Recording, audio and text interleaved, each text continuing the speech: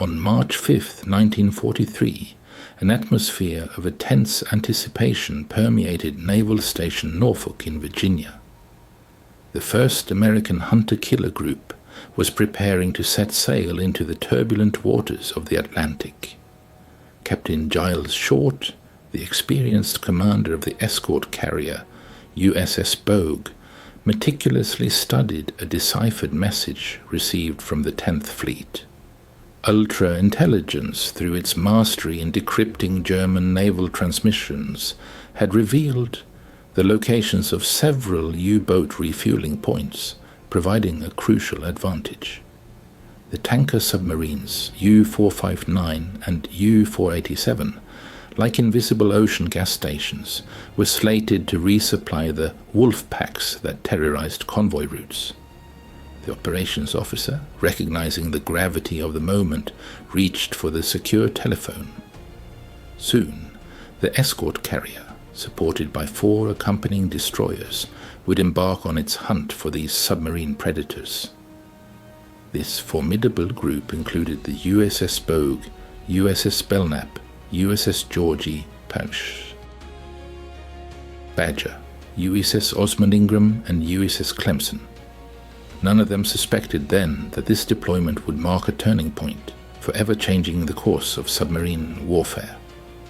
Over the next 8 months, American hunter-killer groups would shatter the myth of German U-boat invulnerability, forcing the formidable Admiral Karl Dönitz to order the withdrawal of his entire submarine fleet from the Atlantic. The Battle of the Atlantic became a harsh lesson for both sides, demonstrating that submarine warfare was not merely about sinking ships. It was a ruthless game of tonnage calculation. Sink more than the enemy could build to ensure victory, lose U-boats faster than they could be replaced to face inevitable defeat.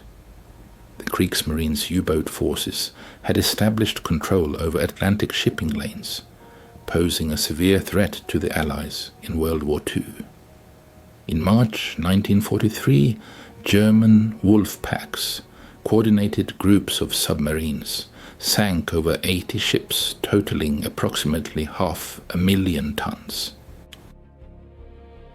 By April of that year, Allied losses surged to an impressive 600,000 tons, marking the peak of Germany's submarine campaign. The mathematics seemed to favor Germany, with 20 new U-boats entering service each month, while losses averaged fewer than 10. Admiral Karl Dönitz, commanding over 400 submarines, directed his forces from his headquarters in France. His Wolfpack tactics proved so effective that they nearly severed the vital supply line between America and Great Britain. Convoys SC-121 and HX-229 suffered heavy casualties. Winston Churchill, Britain's wartime Prime Minister, later confessed that the threat of German U-boats was the only thing that truly frightened him throughout the entire conflict. The USS Bogue, an American escort carrier, displaced 1,900 tons and carried a crew of 890. Its 495-foot flight deck accommodated 12 F-4F Wildcat fighters and 9 TBF Avenger torpedo bombers. However, the carrier's most formidable weapons were advanced technologies that the Germans had yet to fully comprehend. These included centimetric radar, virtually invisible to German detection equipment, high-frequency direction-finding RTHF-DF, gear capable of precisely locating U-boat radio transmissions, and a secret weapon carried in the Avenger's bomb bays. This weapon was disguised as the Mark 24 mine to conceal its true nature, a self-guiding acoustic torpedo capable of independently finding and destroying enemy submarines. The concept of hunter-killer groups marked a radical shift in anti-submarine warfare strategy. Unlike traditional convoy escorts, which could only react to attacks torn between pursuing enemy submarines and protecting civilian vessels, hunter-killer groups were freed from such dilemmas. Their sole mission was to locate and destroy enemy U-boats anywhere in the ocean. Lieutenant Commander Howard Avery, who would later lead Composite Squadron 9 aboard the Bogue, drew upon his extensive experience escorting Atlantic convoys. He understood that U-boats were most vulnerable in three key situations: while surfacing to recharge batteries, when meeting supply ships for fuel and torpedo replenishment, and during radio transmissions to Dönitz's headquarters. German U-boat doctrine required crews to maintain regular radio contact, daily position reports, immediate reports of convoy contacts, twice daily weather updates, and damage assessments after attacks. Each such message became a potential death sentence, revealing the U-boat's coordinates to Allied direction finding stations. Aboard the German submarine U-569, Captain Lieutenant Hans Johansen meticulously studied his operational directives. After 7 long weeks at sea, fuel supplies had reached a critical level. Radioed instructions ordered him to rendezvous with the tanker submarine U-459 at coordinates 50°40' north and 35°21' west. Johansen had taken command of this submarine in early 1943, replacing Hans-Peter Hinsch, who had led the boat on previous combat patrols. The U-569 was a Type Civ IC, the true workhorse of the German U-boat fleet.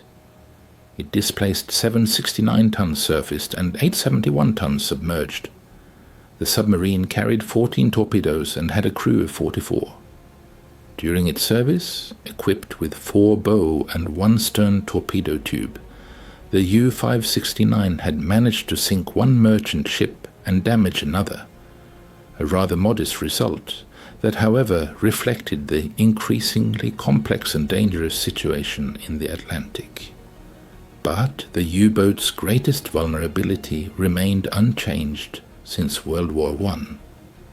Diesel engines required a constant supply of air for combustion, and electric batteries needed hours of charging on the surface. A Type Civ IC U-boat could remain submerged for up to 18 hours at economical speed, but maneuvering at high speed quickly depleted battery power, reducing submerged endurance to less than 1 hour. American anti-submarine units, operating with methodical precision, identified and exploited the vulnerabilities of German submarines. Their search strategies, designed for maximum radar coverage, air patrol schedules aimed at detecting U-boats as they surfaced, and tactical attack instructions providing for continuous pursuit until batteries were fully depleted, demonstrated a scientific approach to warfare. At 2:20 p.m. on May 22, 1943, Lieutenant William Chamberlain, piloting an Avenger aircraft, detected a surfaced U-boat on his radar screen 18 miles away at a 90-degree bearing. Without losing a second, he steered his aircraft into an attack. At this time, U-569, cruising on the surface at 15 knots, was recharging its depleted batteries after maneuvering through the night. Suddenly, the watch officer spotted the approaching aircraft at a distance of about 8 miles. The alarm siren blared through the compartments as Captain Johansen ordered an emergency dive. According to standard procedure for Type 7C submarines, it took 35 seconds from the alarm to reach periscope depth. Ballast tank valves were opened, diesel engines were shut down, and electric motors engaged.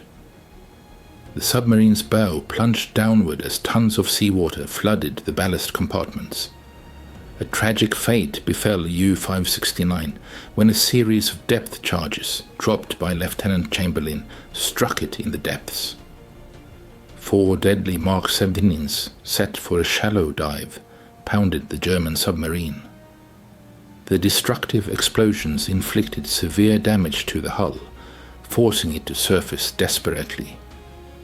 A second Avenger aircraft, piloted by Howard Roberts, was already circling overhead when the wounded U-boat emerged from the ocean depths. Roberts immediately prepared to attack, but at the last moment he held back, noticing white flags fluttering above the periscope. The crew was surrendering. The Canadian destroyer HMCS St. Laurent was hastily directed to the surrender site, but as it approached, Captain Johansen gave a fateful order: scuttle the boat and abandon ship. 25 of the 44 crew members managed to survive and were rescued from the icy Atlantic waters. 19 shared the tragic fate of their submarine, remaining forever in the ocean depths. The capture of U-569 survivors became a valuable prize for Allied intelligence. During interrogations, the German submariners did not hide their astonishment at the incredible accuracy of the American air attacks. "They seem to know our every move," one rescued crewman exclaimed in amazement, "as if they could see through the ocean." The intelligence gleaned from Operation Ultra revealed more to the Allies than just the locations of individual enemy submarines. Cryptanalysts, working under strict secrecy at Bletchley Park, managed to decipher the entire complex system of naval grid coordinates used by the German fleet. This allowed them to precisely identify enemy U-boat patrol areas, the assembly points of the notorious wolf packs, and the rendezvous coordinates for resupply and refueling of U-boats on the high seas. Now, every German submarine in the ocean was potentially within Allied sights. On June 5, 1943, reconnaissance aircraft from the American escort carrier USS Bogue spotted the German submarine U-217 surfacing to recharge its batteries. This occurred 450 nautical miles west of the Azores. Kapitänleutnant Kurt Reichenbach-Klinke, an experienced submariner, had commanded this U-boat for 3 combat patrols, during which he had sunk 3 enemy ships totaling 10,151 tons. The planes from the Bogue launched a surprise attack at dawn, catching U-217 at its most vulnerable moment before an emergency dive. Depth charges dropped by the first Avengers severely damaged the German submarine's diving mechanism. Deprived of the ability to submerge, Reichenbach-Klinke gave a desperate order to his gun crews to open fire with all weapons on the attacking aircraft, while emergency teams selflessly tried to repair the damaged hydroplanes. This unequal surface battle lasted a long 18 minutes. The U-217's 88mm deck gun and its 20mm anti-aircraft cannons fired a total of over 300 rounds. One American Wildcat sustained minor damage from near misses, but the German submarine was fighting a losing battle against aircraft specifically designed for effective anti-submarine warfare. Ultimately, an Avenger from the Bogue squadron delivered the fatal blow, dropping a series of depth charges that perfectly straddled the target. The powerful explosions literally shattered U-217's pressure hull in many places. The U-boat instantly sank with its entire crew of 50, including Kapitänleutnant Reichenbach-Klinke. Soon only an oil slick remained on the surface, marking the submarine's demise, but no survivors were found. The immediate and devastating psychological impact was felt by German U-boat crews. Radio intercepts indicated growing anxiety among submarine commanders regarding American miracle weapons that seemed to detect targets regardless of evasion tactics. Reports on crew morale spoke of increasing reluctance to surface, even for essential battery charging. Grand Admiral Karl Dönitz responded to the rising losses by implementing tactical changes. U-boats were ordered across the Bay of Biscay submerged, regardless of battery levels. Surface refueling was permitted only under the cover of darkness. Radio communications were reduced to an absolute minimum. However, these measures only delayed the inevitable. The Americans held the initiative and technological superiority that couldn't be overcome by tactical maneuvers. By June 1943, 5 hunter-killer groups were operating in the Atlantic. Each was formed around an escort carrier, supported by escort destroyers.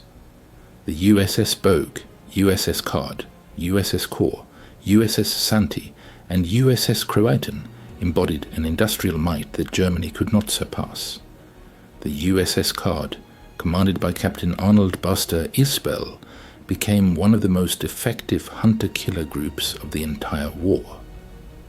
Between July and October 1943, the Card Group destroyed 8 confirmed enemy U-boats, earning the first Presidential Unit citation ever awarded to a hunter-killer group. The methods developed by the Card's team became standard naval doctrine. Aircraft patrolled in expanding squares from the carrier's position. Radar detection of a surface target triggered an immediate attack. U-boats making emergency dives were marked with floating markers and pursued by escorting destroyers using Hedgehog projectile launchers and depth charges. On August 7, 1943, a significant encounter occurred in the Atlantic when aircraft from the USS Card detected the German tanker submarine U-117 refueling U-66 on the ocean surface. The situation for U-117 was critical as fuel hoses were connected, precluding a rapid dive. Lieutenant Charles Stapler, piloting his Avenger, immediately launched an attack, dropping a series of depth charges that accurately struck U-117. The powerful explosion of more than 400 tons of diesel fuel created a colossal column of fire, visible up to 30 miles away, indicating the scale of the disaster. U-66, although able to make an emergency dive, sustained significant damage from the blast. It managed to survive this incident only to meet its final demise 9 months later in one of the war's most unusual naval battles. Captain Lieutenant Klaus Barkstone, commanding U-521, witnessed the destruction of U-117, observing from periscope depth. In his war diary, he recorded the shock that gripped German submariners. American forces appeared everywhere and operated with astonishing effectiveness. Their aircraft struck without warning, and their weapons were exceptionally accurate. In these new conditions, German U-boats had turned from hunters into the hunted. October 1943 became a turning point in the Battle of the Atlantic, predetermining the subsequent course of the war. Germany's U-boat fleet suffered heavy losses, losing 23 submarines within the month, including several experienced commanders who had been involved in combat operations since the war's beginning in 1939. Each loss represented an invaluable depletion of experience that could not be replaced in training centers. The destruction of tanker submarines was particularly painful. U-488, U-489 and U-490 were sunk in quick succession, severely undermining the German fleet's capabilities. Without the ability to refuel, Type 7C U-boats could no longer reach the American coast. Their patrol areas shrank to the central Atlantic, where Allied hunter-killer groups awaited them in increasing numbers, ready to deliver a crushing blow. The USS Core's task group, specializing in U-boat detection and destruction, perfected the tactic of relentless aerial patrolling. Their aircraft patrolled day and night over areas where enemy submarines were suspected of hiding, exhausting the latter's batteries with continuous attacks. This method proved devastating even for seasoned German U-boat commanders.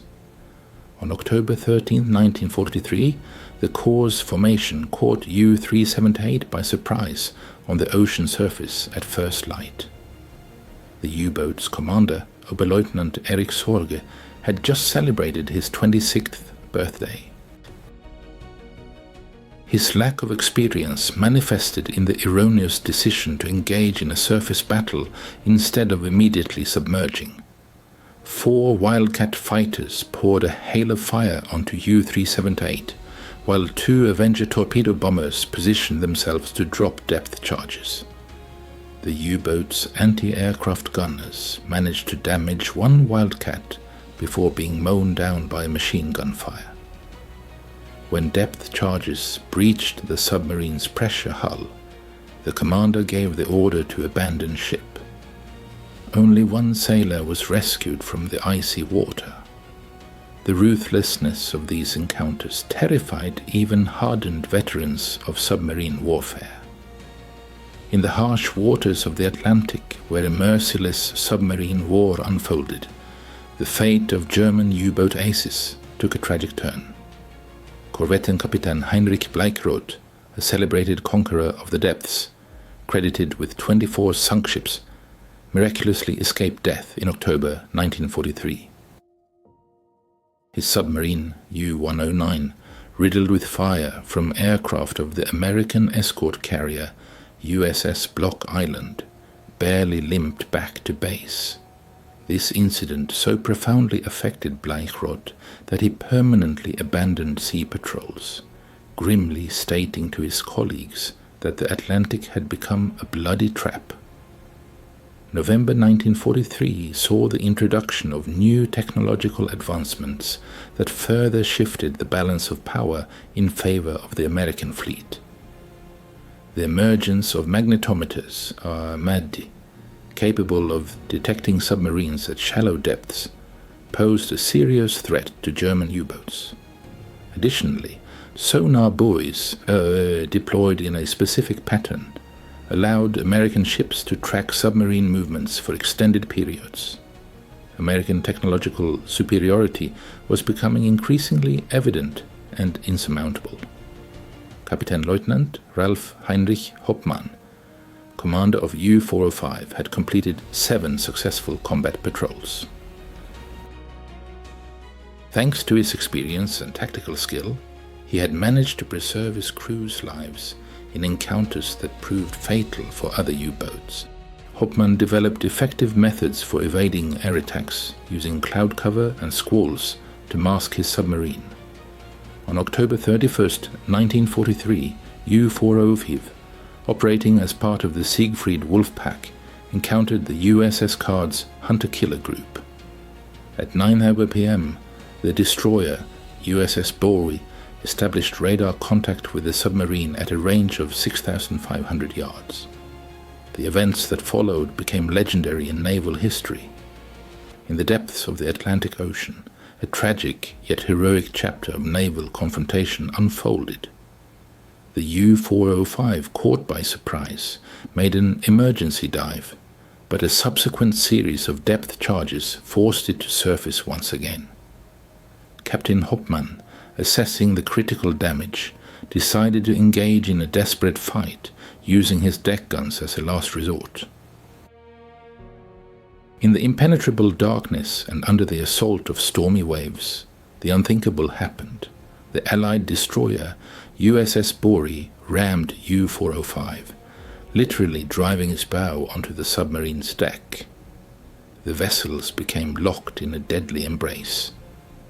For several minutes, a scene worthy of a surrealist painter unfolded.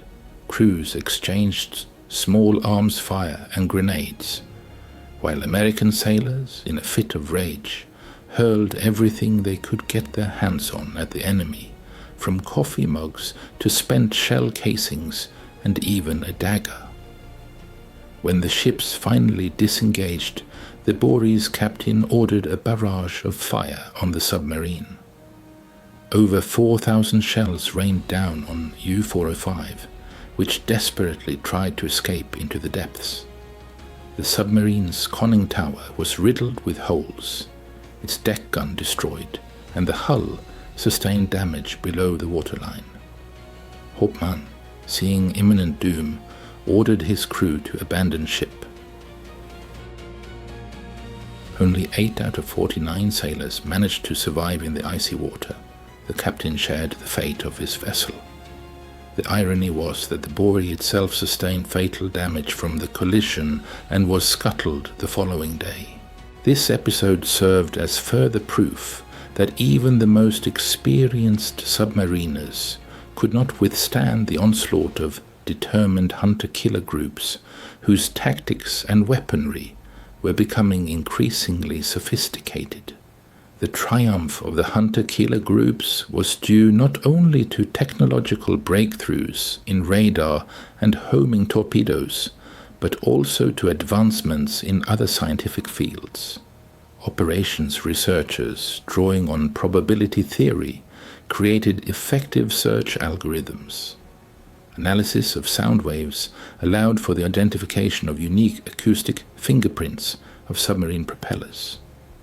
Statistical models predicting U-boat maneuvers were built based on vast amounts of data. High-frequency direction finding HFDF proved particularly devastating for German submarines. German wolf pack tactics required constant radio communication to coordinate attacks. Although these transmissions were brief, Allied HFDF stations could pinpoint U-boat locations with high accuracy.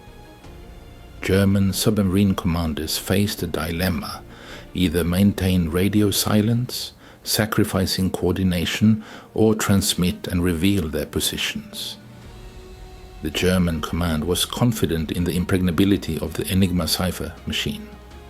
However, they did not suspect that codebooks captured from U-549 in October 1942 allowed British cryptographers to break the complex 4-rotor M4 cipher.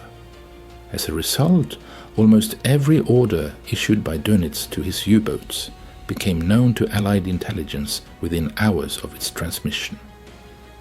In December 1943, the German U-boat fleet suffered significant losses, losing several submarines that had endured the crucible of the war's early years.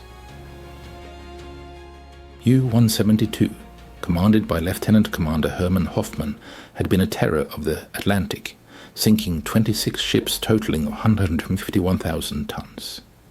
Her crew was considered one of the best in the Kriegsmarine, having developed and successfully employed innovative methods to overcome convoy anti-submarine defenses.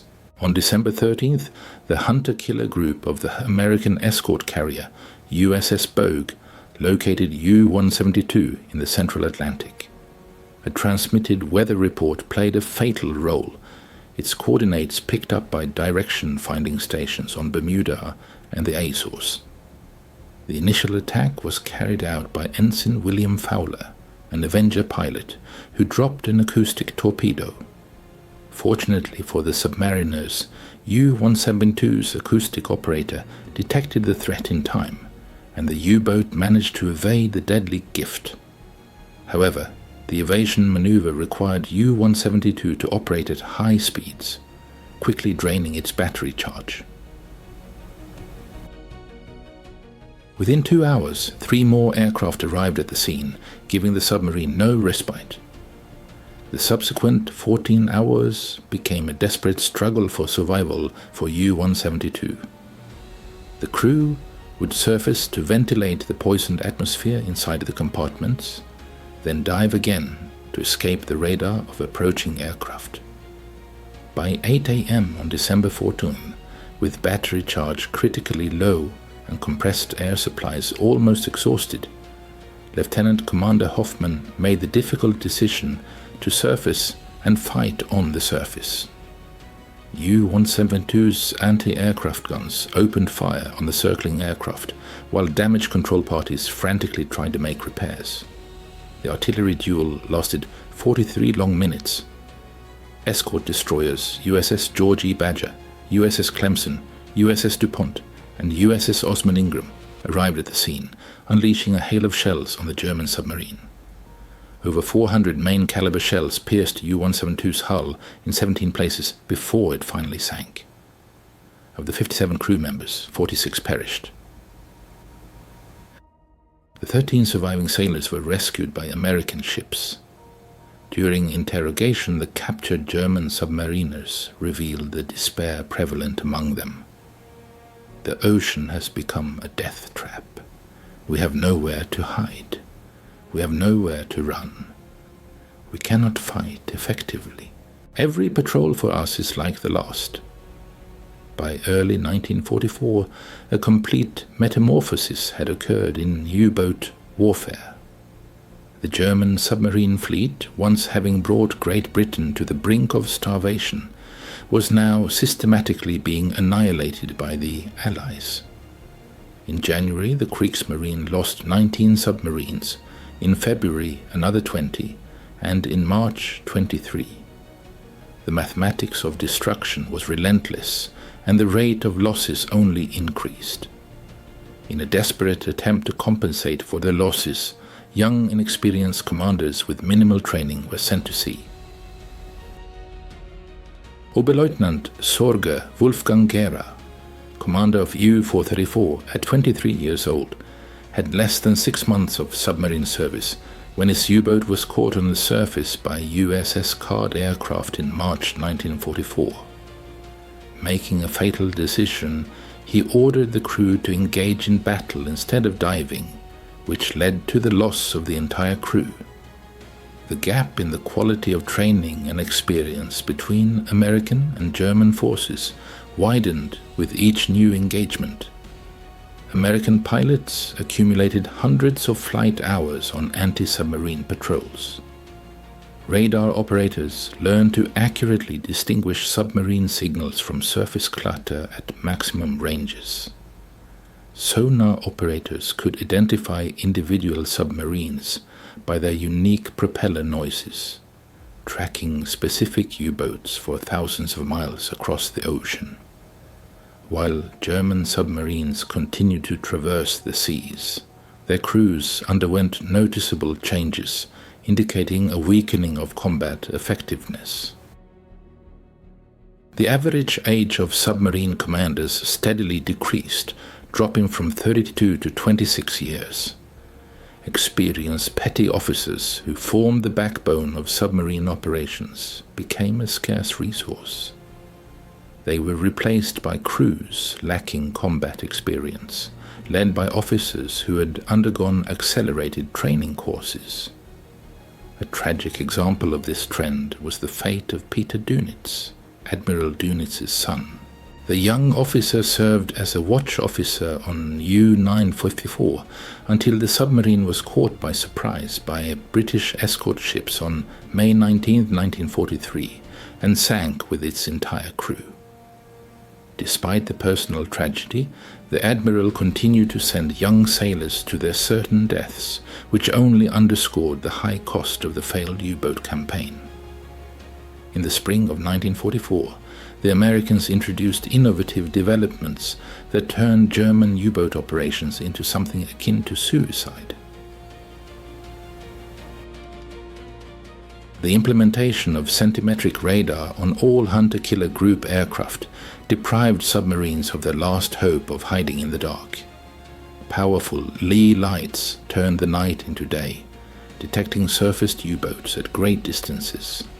Even the most experienced commanders could not avoid detection. On May 6, 1944, the destroyer USS Buckley demonstrated the effectiveness of hunter-killer operations in one of the most unusual encounters of that war. In the western part of the Cape Verde archipelago, an escort destroyer detected the German submarine U-66 on the surface. It was commanded by Oberleutnant zur See Gerhard Sausen, who had 9 combat patrols and 33 sunken ships to his name. But even his extensive experience could not contend with the enemy's superior firepower. Due to discharged batteries, U-66 could not dive and made a desperate attempt to ram the Buckley. In the night darkness, the ships collided at 15 knots, their hulls grinding together with a terrible screech. German and American sailors engaged in a fierce close-quarters firefight. In this unimaginable battle, everything was used. Coffee mugs, spent shell casings, and hand grenades flew between the ships. Lieutenant Commander Brent Abel's crew unleashed a torrent of fire on the enemy. 105 3-inch shells, 2,720mm rounds, and 418 40mm shells were fired in just 16 minutes. U-66's hull was riddled with numerous holes. The submarine went to the bottom, taking 24 of its 48 crew members with it. This hand-to-hand combat marked the tragic end of an era when submarines could operate freely as surface raiders. The capture of U-505 on June 4, 1944, by Captain Daniel Gallery's hunter-killer group from the escort carrier USS Guadalcanal was a triumphant confirmation of American naval superiority.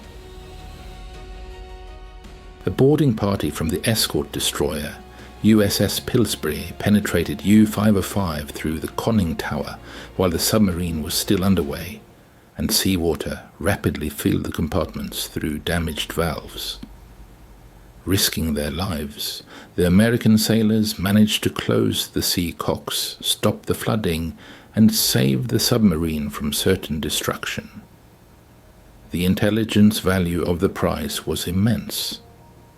Secret code books, cipher machines, advanced acoustic torpedoes, and detailed technical manuals fell into American hands. But the symbolic significance of this capture was even greater. Submarines ceased to be elusive predators of the deep, transforming into valuable trophies and their crews, from formidable warriors to helpless prisoners. In June 1944, as Allied forces landed in France, Allied hunter-killer groups became highly active in the Bay of Biscay. Their objective was to destroy German submarines posing a threat to the invasion ships. The confined space of the bay turned into a deadly trap for U-boats. Within the first week of June, 15 German submarines were sunk. Surviving submariners recounted simultaneous attacks by multiple aircraft, leaving no chance for escape. Lieutenant Commander Herbert Werner, one of the few U-boat commanders to survive the war, recalled encounters with Allied hunter-killer groups. We would detect aircraft on radar, go into an emergency dive, but soon we'd hear sonobuoys dropping above us. Then escort ships would appear and pursue us for days on end. When we surfaced, gasping for air, aircraft would already be waiting. It was systematic extermination. By August 1944, with the advance of Allied armies, Dönitz ordered the evacuation of German bases in France. U-boats, attempting to reach ports in Norway, faced continuous attacks from hunter-killer groups, patrolling their routes.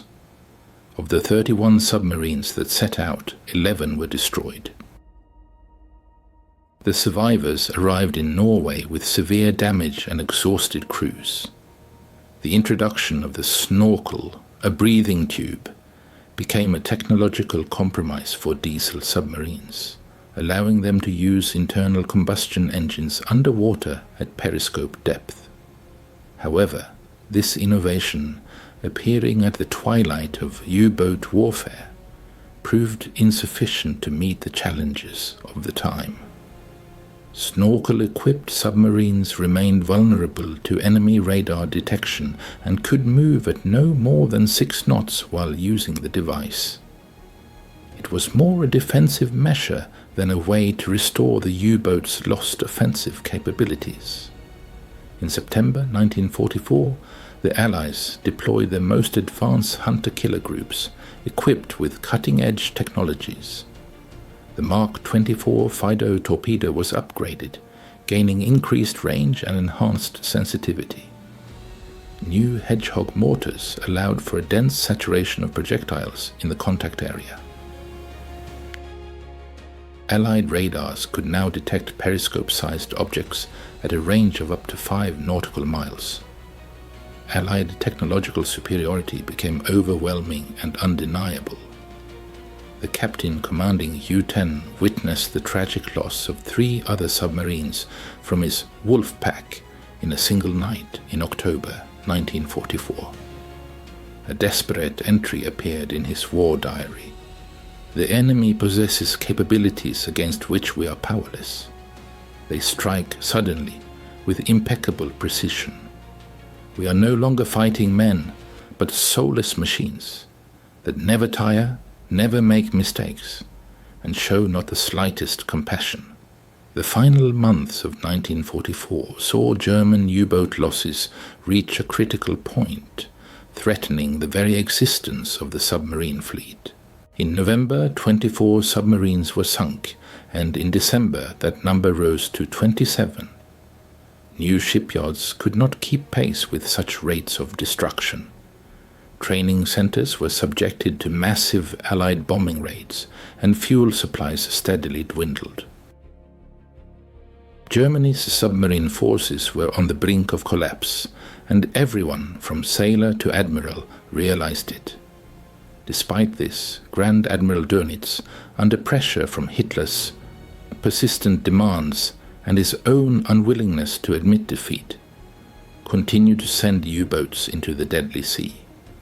Youths, barely out of school, were appointed U-boat commanders after accelerated training. Inexperienced crews embarked on their first and often last combat patrol.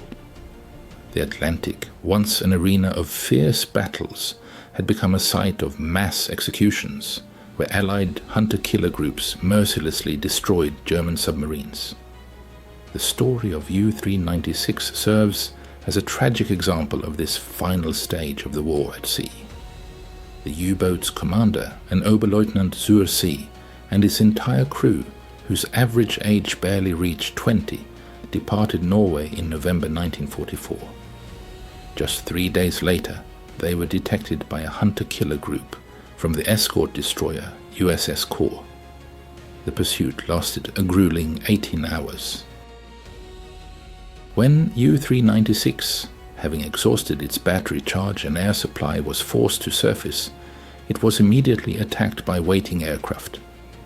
Not a single crew member survived. During the harsh winter months of 1944-1945, the German fleet was augmented by Type 21 submarines, equipped with the innovative Snorkel. These submarines demonstrated an impressive underwater speed of 16 knots and were fitted with advanced sensors, giving them a significant advantage. However, despite the technological breakthrough, only 2 of them became operational before the end of hostilities. Allied hunter-killer groups prevailed in this intense arms race, countering German innovations with an overwhelming number of ships and the systematic destruction of enemy submarines. The relentless statistics spoke for themselves. In 1942, German U-boats sank 160 Allied ships totaling 6.2 million tons, while in 1944 this figure dropped to 132 ships and 773,000 tons. Thanks to the coordinated actions of hunter-killer groups, the effectiveness of German U-boats plummeted by a staggering 90%. At the peak of their production capacity, American shipyards demonstrated incredible productivity, launching over 140 Liberty ships monthly, which amounted to nearly 3 ships every 2 days. Each of these giants was capable of carrying up to 10,000 tons of cargo. Thus, the arithmetic of the ruthless tonnage war became an insurmountable task for Germany, determining the outcome of the confrontation at sea. By March 1945, the German U-boat fleet had effectively ceased to exist, remaining only a ghostly shadow of its former power on paper. Of the 463 nominally listed U-boats, fewer than 60 were combat-ready. Most of them lay idle in port, deprived of fuel, torpedoes, and, crucially, experienced crews. Those who dared to venture out faced certain destruction at the hands of hunter-killer groups who had honed their skills over 2 years of continuous and relentless operations. The final act of humiliation for German submarines came with an April 1945 attack when U-546 dared to assault a destroyer, escort USS Frederick C. Davis, part of the USS Bogue's escort. The destroyer escort fell victim to torpedoes, but retribution was swift. Within hours, U-546 was tracked down and destroyed by furious escort ships. This tragedy marked the last victory for the Bogue's hunter-killer group, bringing its personnel tally to an impressive 13 destroyed submarines. In a bitter epitaph recorded in his war diary, Admiral Dönitz conceded defeat in the U-boat war. The enemy's unparalleled superiority at sea, bolstered by scientific and technical achievements, wrested our most formidable weapon from our hands. In just 2 years, the situation in the Atlantic transformed beyond recognition.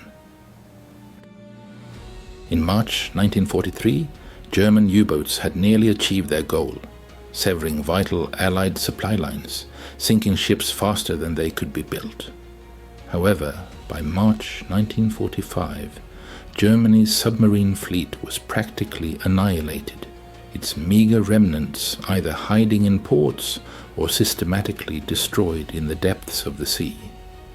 This radical shift was made possible by the systematic application of advanced technology, precise intelligence, and the immense industrial capacity of hunter-killer groups.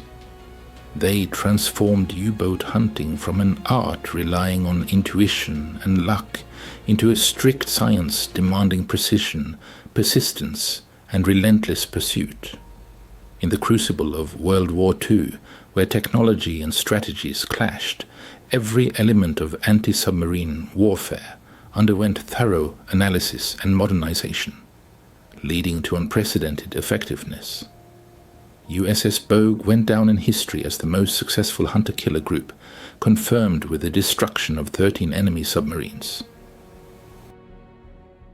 Its success was shared by USS Card, which sank 11 U-boats, and USS Core, credited with 6 destroyed submarines. These modest escort carriers, accompanied by escort ships, surpassed the wildest expectations of traditional fleets, destroying more submarines than anyone could have imagined. However, their key achievement was not quantity, but their innovative approach. They clearly demonstrated that in the era of modern warfare, victory belongs to those nations capable of integrating intelligence, advanced technology, and industrial production into a single, cohesive combat system. Individual skill and bravery, despite their undeniable importance, proved insufficient to overcome a systematic technological disadvantage. The romantic era of U-boat warfare, where a talented commander could compensate for a lack of resources through cunning and unwavering determination, had passed. German U-boat captains experienced a profound shock that affected not only tactical aspects, but their very existence. They began the war as elite warriors in grey wolves, tasked with cutting Britain's sea lanes. But they ended it as hunted beasts, trapped between the boundless ocean, where there was no longer anywhere to hide, and a distant homeland which they barely managed to reach. The memoirs of corvette captain Peter Kremer, one of the few distinguished U-boat commanders who survived the crucible of World War II, vividly depict a tragic scene. He noted that German submarines found themselves utterly defenseless against the Allies' advanced hunter-killer groups. The enemy's superiority was overwhelming. Radars that remained invisible to German sailors, lethal weapons from which there was no escape, precise intelligence revealing every maneuver and, most importantly, the ability to control vast ocean areas simultaneously. Suddenly, U-boats, once formidable predators, became defenseless prey. The human cost to the German U-boat fleet was appalling and difficult to comprehend. Of the 40,000 U-boat crewmen who went to sea, over 30,000 never returned, representing a staggering 75%. Of the 162 U-boats launched, 784 were sunk.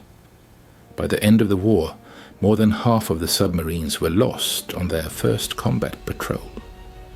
Entire generations of U-boat school graduates vanished into the ocean depths just months after receiving their coveted diplomas. American hunter-killer group losses, however, were negligible. In the Atlantic, only one escort carrier, the USS Block Island, was torpedoed in May 1944, and fewer than a dozen destroyer escorts were lost throughout the entire campaign. The loss ratio, once 10,1 in favor of U-boats, dramatically reversed to 20,1 in favor of the Americans. The tactical innovations pioneered by hunter-killer groups profoundly influenced naval warfare for decades to come. The integration of air and surface forces, the skillful use of intelligence to coordinate combat operations, and the application of operational analysis methods to refine tactics, all became integral to modern naval doctrine. Anti-submarine warfare, ASW, during the Cold War in particular, drew heavily on the experience gained in the harsh waters of the Atlantic. Perhaps the most significant impact, however, was psychological. The U-boat fleet, which symbolized German naval power and technological superiority, was crushed by American hunter-killer groups. This triumph vividly demonstrated that industrial capacity and scientific progress would play a decisive role in future conflicts. The era of individual heroism gradually gave way to an era of systemic warfare, where victory was achieved through coordinated efforts and technological superiority. In May 1945, as Germany capitulated, the surviving U-boats received their final order from Admiral Dönitz to surface, hoist black flags, and proceed to Allied ports. Among the 49 submarines that complied, many were commanded by officers under the age of 25. Their crews consisted of young men barely of legal age, with virtually no combat experience. They surrendered to hunter-killer groups, which were prepared to destroy them with the same methodical efficiency that had characterized the entire campaign. The final act for German U-boats came on May 7, 1945, when U-320 fell victim to British escort ships. At the submarine's helm was 24-year-old Oberleutnant zur See Helmut Emmerich. He and 36 members of his crew were the last to lose their lives fighting for a cause that once threatened to redraw the map of war. Post-war analysis revealed the astonishing effectiveness of these so-called hunter-killer groups. Search methods were perfected using probability theory. Weapon delivery calculations aim to achieve the maximum probability of enemy destruction with minimal expenditure of ordnance. Intercepted enemy communications were cross-referenced with operational patterns, allowing U-boat maneuvers to be anticipated. Every element of this system was refined through meticulous analysis and practical application. The greatest shock for German U-boat crews was not merely the loss of tactical advantage, but the speed and comprehensiveness of this reversal. As late as March 1943, the wolf packs had nearly severed Allied Atlantic supply lines.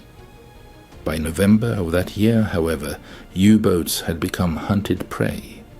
Their bases were under constant surveillance, communications were compromised, and every movement was anticipated and thwarted.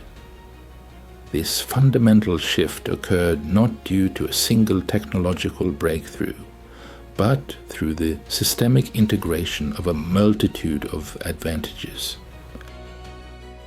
These included radars capable of detecting U-boats day and night, aircraft able to patrol for many hours hundreds of miles from base, weapons capable of finding targets regardless of evasion attempts, intelligence revealing enemy intentions before they could be executed, and finally, an industrial capacity capable of replacing losses faster than their enemy could inflict them.